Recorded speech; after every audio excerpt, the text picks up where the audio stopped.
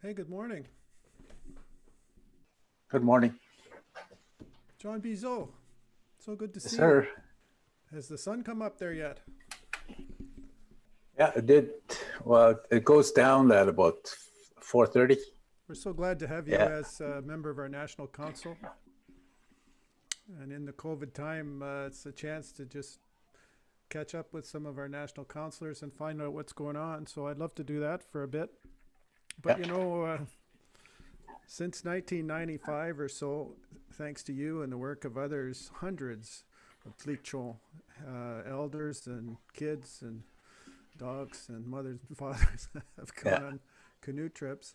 Of all the things that have come of that, though, uh, here we have um, the book that comes out from Nadine Nema about an 11-year-old girl on a canoe trip.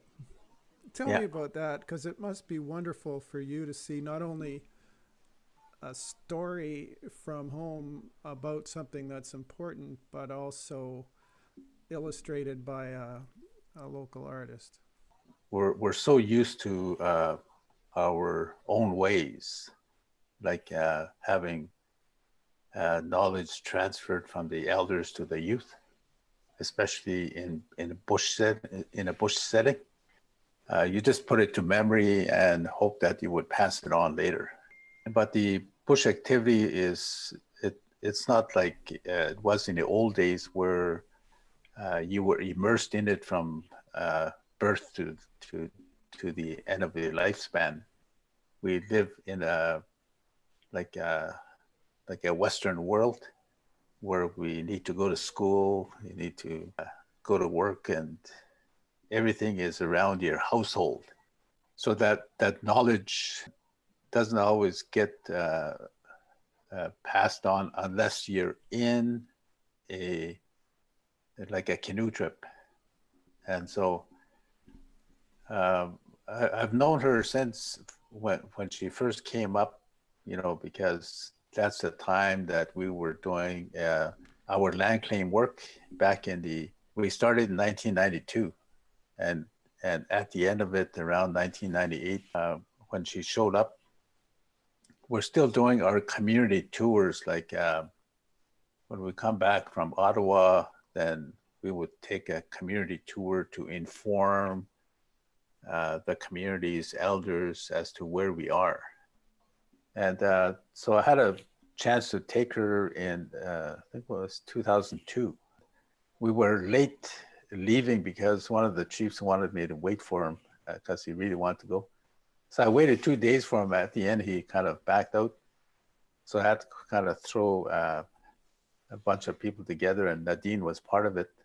And so we took off, and we really never caught up to anybody. They got to the community, I think about 12 or 14 days later, but we're always behind them by at least 2 days. And I think on the last day, the second last day, uh, we can almost hear them, but we're so tired that I wasn't going to push it anymore. So we just crashed. And so it's on that the following uh, summer in 2003 that she decided to go with the community back to Behchokǫ. And that's where I think about 2 days into the trip, uh, I was observing some of these kids because that community, when they travel as a group. They take everybody. And so the dynamics is very different than our normal canoe trip. This is like traveling with families. And, you can see kids running around. And so I kind of told her, like, ask her if she can just keep an eye out and get into the heads of these young kids, see what's going on in their heads and what they might be thinking. This is their first trip. And maybe you'll do something with it later. And so I guess she started writing about it. Um, you know, uh, and it's been going on for about at least 5 years when I Yeah. started seeing the drafts. And it takes a long time to get these things rolling. Do you feel like a grandparent on this book? Well, probably. Yeah. There's another one that's coming out pretty soon. It's called the Politics of Canoe. The Politics of Canoe is a good one. We spent a lot of time on it. I think over 2 years now, going draft and draft over. And it's about how the canoe was used to bring people together on an annual basis, to give it that energy, because what we do every summer is that we have an annual gathering, and the canoes would leave at least 12 days before, and they arrive when the delegation arrives that same day. And so it just, it fills everybody's hearts, seeing their kids coming in, and so it carries that meeting for 3 days. And then after the third day, like in Vegas, you're going broke, you're getting mean. And so the politics of canoe is how the canoe was used to contribute towards the settlement of a claim. It's wonderful to have your face on the screen here, because for a lot of people associated with the museum, they're very familiar with a build in Tłįchło country that was turned into a film that has played and played and played and played beside a Tłįchło canoe in the museum. And if I'm not mistaken, that particular canoe is in a case in Jimmy Bruneau's school, is it not? Yes, it is. I wondered if you could tell me, Jimmy Bruneau was obviously a very influential and important chief who was a great leader, but he seemed to see into the future in a way that inspired you and many, many others. And you carry his memory that is very much attached to being Tłįchło, but also it seems somehow the canoe is kind of part of who he was. Can you tell me a little bit about Jimmy Bruneau? The chieftainship, it really is something that was started by Indian Affairs to call them chiefs. And the first chief was Mofi from 1921 till 1936 under the treaties. And Bruno was the second one taking over in 1936, and he stayed until 1975. And so when they, one of his biggest push while he was chief was try to have a school established in a community here, and that the kids would learn about both ways of our ways and the Western way, keep your identity. And so that kind of stayed there, and they were developing some things, but not at the speed that it should have been. When the school opened, it opens in 71, but the official opening was January of 72. I was there at the opening with the old Jimmy Bruneau when he was giving his speech. And I think we need to look for that tape in this school, because I know it's around, but I just don't know where it is. And so he sent out a search party and went to every nook and cranny, and they found this reel-to-reel tape. And so put it onto a VHS at the time. And the second thing I said was that no translations. You can have it transcribed later, but I don't want to, if the elders are talking, I don't want to disturb their flow. So we met them for a couple of days, strictly in the language, and we had it transcribed later. And through that transcription, one of the elders coined that phrase. What Jimmy Bruneau was talking about was to be strong like two people. And so that's how the thing started. And but one of the elders were saying that one of the reasons that Bruno really pushed for this stuff is because 3 of his children went to the mission schools and never returned. Just one way, and that was it. But I guess that was quite normal back then. So you hear about these things all over the place, and they're very, very true. It happens a lot. That was Bruno, but that there's the one that was built is at the school that was done by the elders. There's another one that he actually built, which is the old style, that is at the museum in Yellowknife. And I saw Bruno with that canoe when he was testing it for leaks when I was just a little kid, playing on the shoreline. And he had the thing, and the timeline is about the same, my age and the timeline that it was made. But at the same time, about 20 some odd years ago, when we were doing some research, we found another canoe that was built by Bruno, which is very, very short, and birch bark canoe.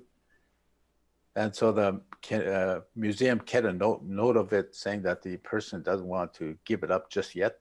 He's an older fellow. But he promises that eventually he'll donate it back to the museum. So I brought it up again about a month ago. And so we got a letter from the museum to say that, yes, it actually was donated to the museum. So it's in the Yellowknife now. It's under wraps. But just recently, I was sent some, I was at the museum last week doing a workshop with the staff about Indigenous relationship. After, I think there was about 20 of them, 20 staff during COVID. And so I spent about a couple of hours with them. And at the end of it, one of the curators approached me and showed me a ratting canoe that's up on the ceiling that's been sitting there for years and never gave it much thought. And then, but you know, younger people get involved in museums and they do their research, and they found out who the maker was of the rat canoe. It was built in 1978 in Wati. It's a canvas canoe, but ratting, it's about, I'll say about 9 feet long. Oh, it's quite short. Yeah, 9-10 feet long. And then they did some further research and discovered that there was one of those old 8mm or whatever films was made. And so I finally got it last week. So I looked at it, and that canoe that was hanging was actually built by an elder with the students in Wati, you know. And they made the ratting canoe from scratch. They went into the bush, cut down the tree, and then started putting it together, and put the canvas on. Then they launched it, and it's all on film. And then at the same time, they did another project with another lady in a community with girls strictly, and they took out this caribou hide, really raw, taking out the hair, and then processing it and turning it into leather. And then they started making it a caribou hide jacket. And so the canoe and the caribou hide jacket, the projects were going on at the same time, and they both finished around the same time. And so they launched the canoe with a girl with a jacket on, and took it for a little spin. And so I sent that off to Tłįchło government to start processing what to do with it, you know, because it's such a neat find. Very, very neat find. You know, John, I remember a speech that you gave that I think is on YouTube, but it was about, I don't know, research and Indigenous health and stuff. But you told the story of how hard it is to carry a big, heavy canoe. And you sort of spun the story out. It was a good story of how heavy it is. And then you put it down, you bring it back up again, you try again. And eventually you get to a point where it's as if you've crossed a barrier and you're floating. And then at the end of that, you said it's I think you might have mentioned that people were hunting or something at the end where everybody was together on this trip. But you said there is a feeling, that feeling, which seemed to me to be kind of the object of doing these gatherings and putting the canoe at the center of a kind of a finding or refinding of culture. Yeah. Can you talk to me about that feeling and what's involved? I think it's like it's a feeling of identity. It's like an epiphany that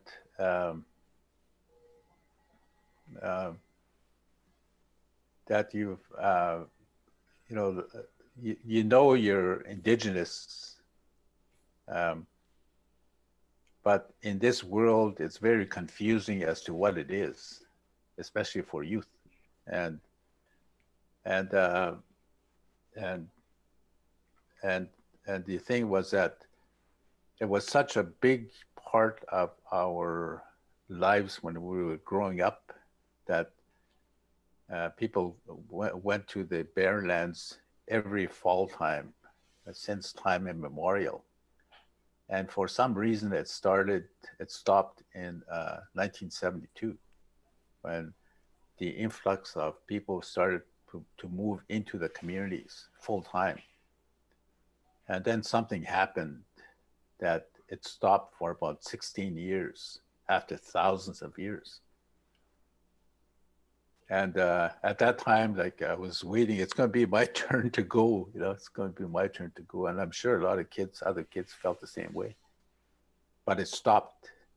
And so, and at that time I was starting to get involved with, a discussion with elders.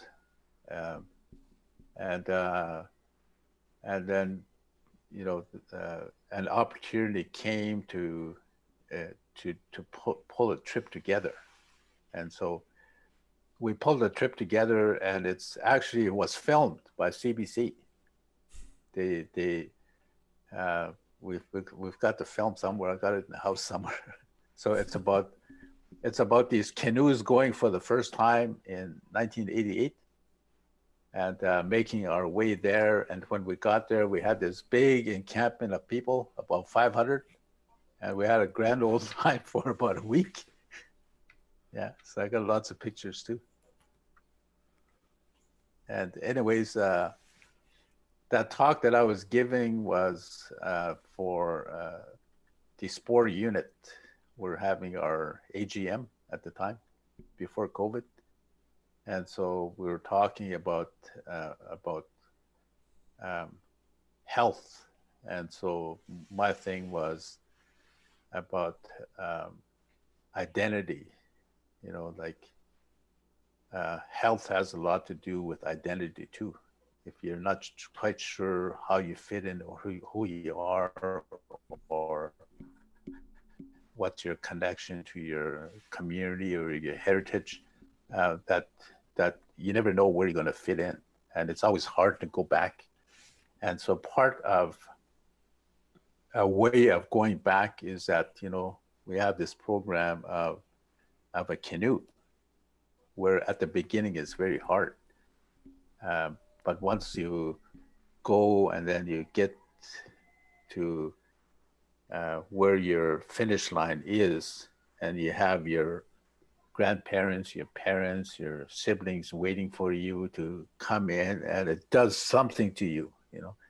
It just you have this awakening. It's like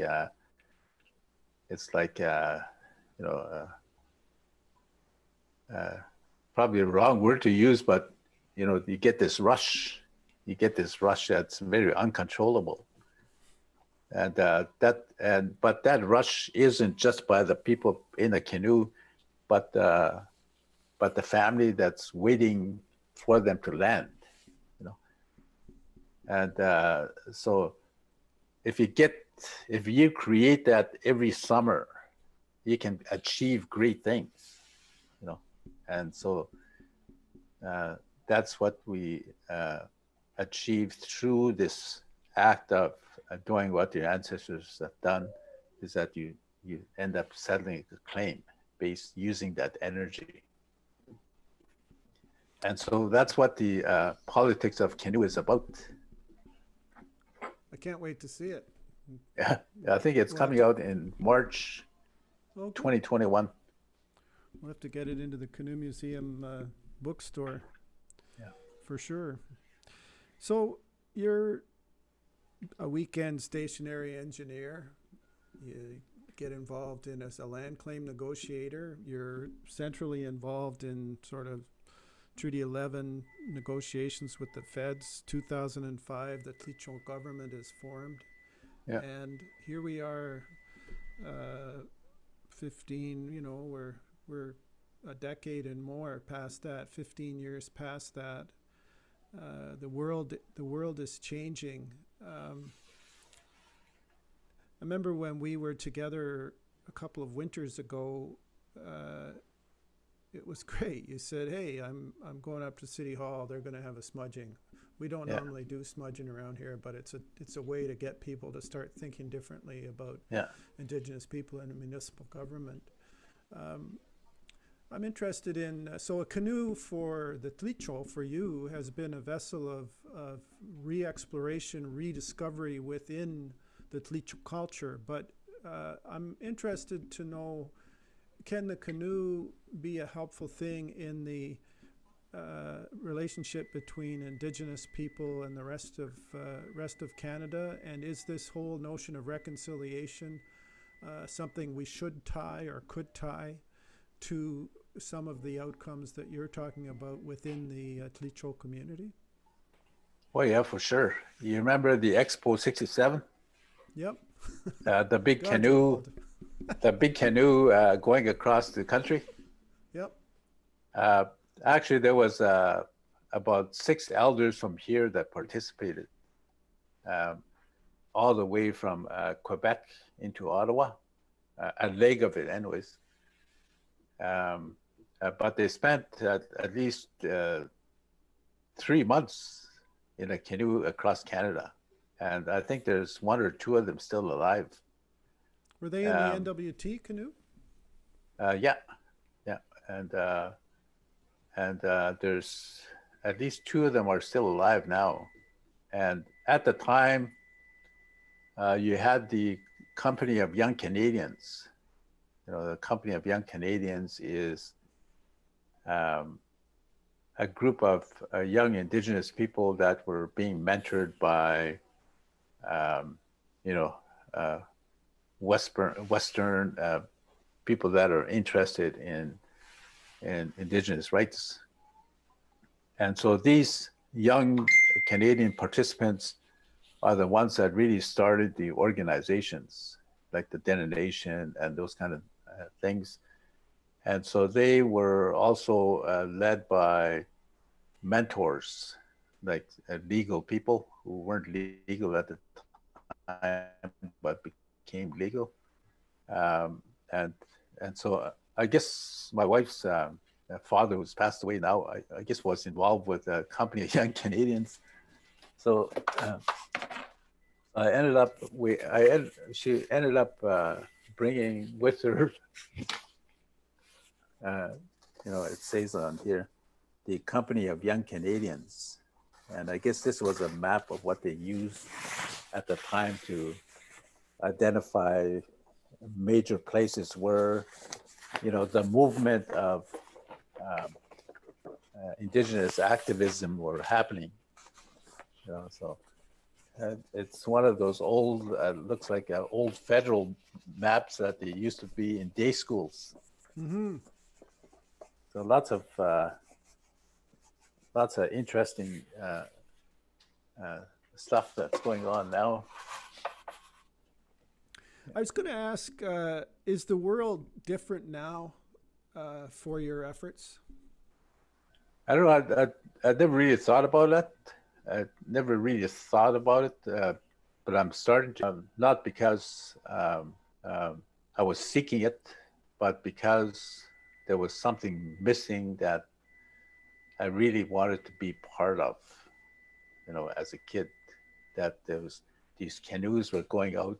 They've been going out for years and years, and then they would come back with big bags of dried caribou meat, and then people would have a big feast, and they'll have drum dances, and there'll be excitement for days and days.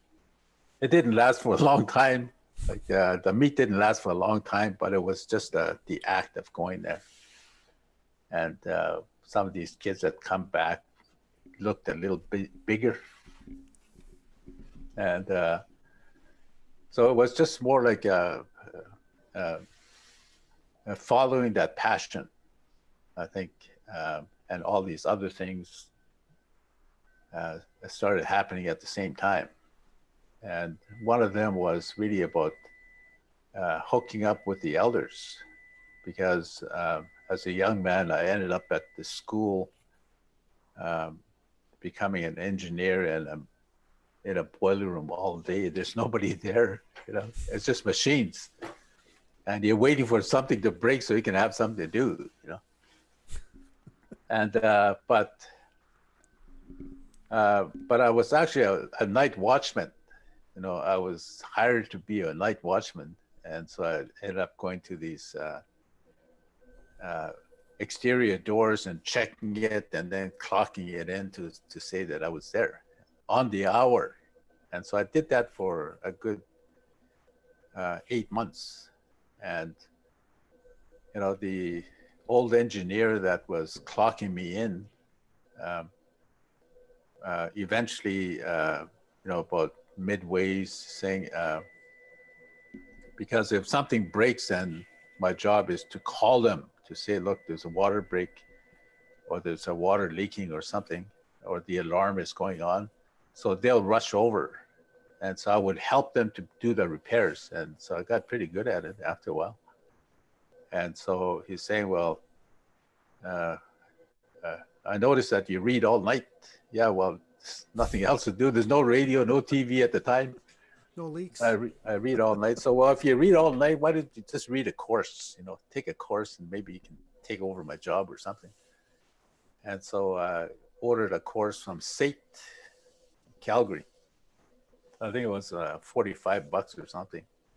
So I ordered this course and I started doing it. And about 8 months into the program, one of the secondary engineers left for greener pastures in Yellowknife at the New Stanton Hospital, the one that they decommissioned just recently and built a new one.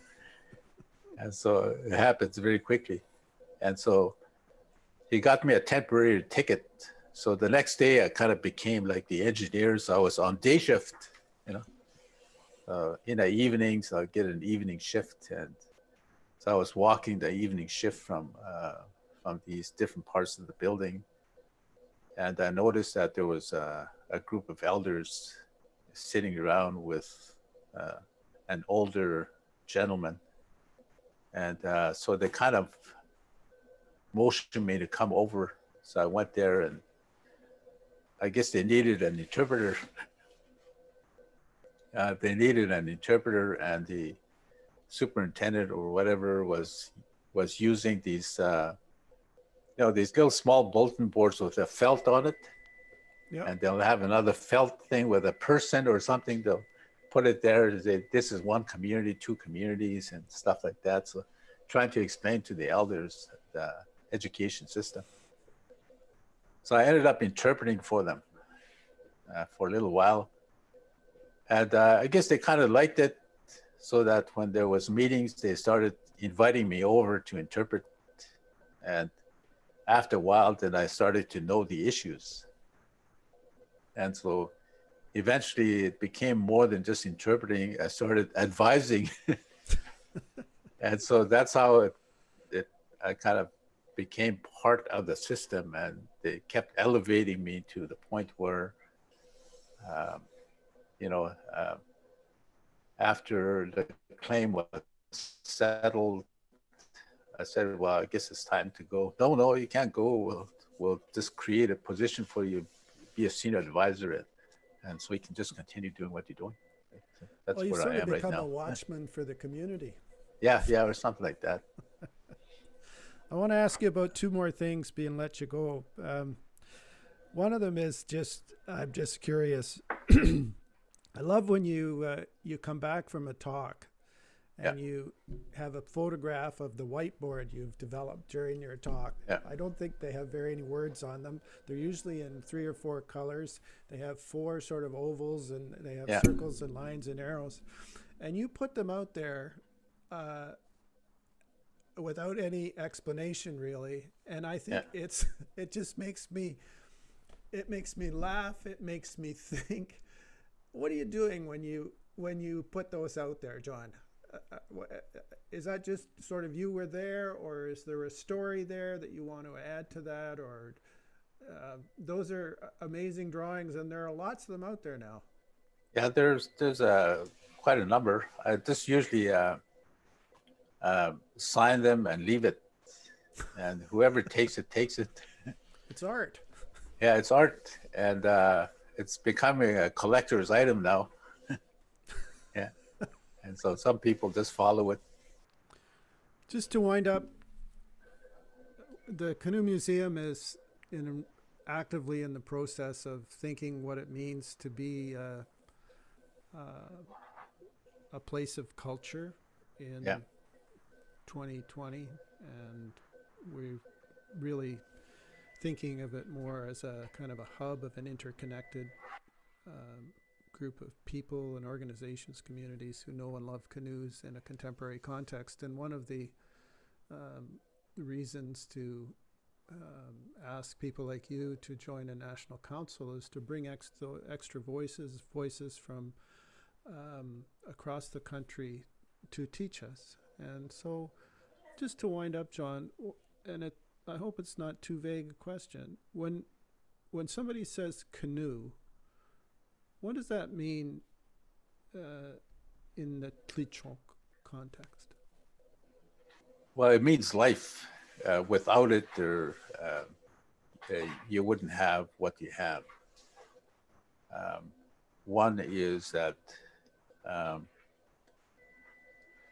our whole story is written on landscape through place names, and we know which ones are the oldest ones, and we know the layers of change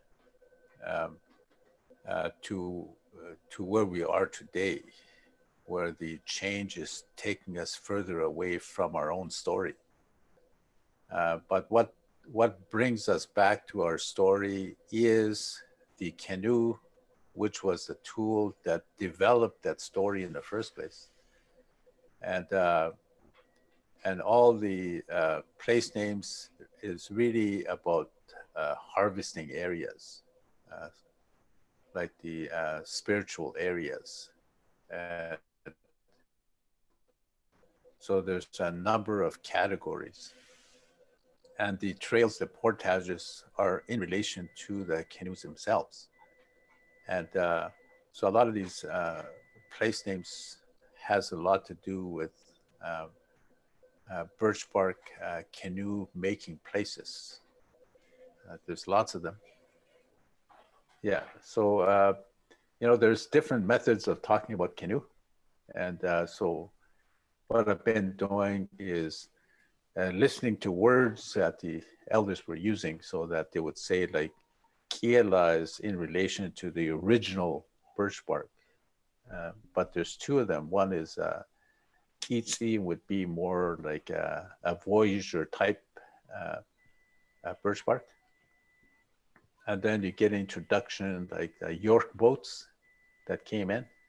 And so they would be called dititsi, meaning it's made out of wood, but it has a sail on it, very similar to the Voyager type. It's bigger than a bigger birch bark, but sometimes they put a little sail on it, and sea means sail, so that it can actually be used on larger lakes and put up something at, just coast. So anytime you hear "C" at the end of it, like a York boat, it means you can still paddle a York boat, but you can also put up a sail. And then from there, then you would go to like the inboard, where you have this Briggs and Stratton with a shaft going right down the middle of the boat, right in the bottom. That would be like Tłįchło, would mean that it's gravity flow engine, boat. And then you would end up to getting one of those old cast iron outboards where you're putting the gas in there, and it's kind of that one. It looks like one of those ET things. Yeah, those too.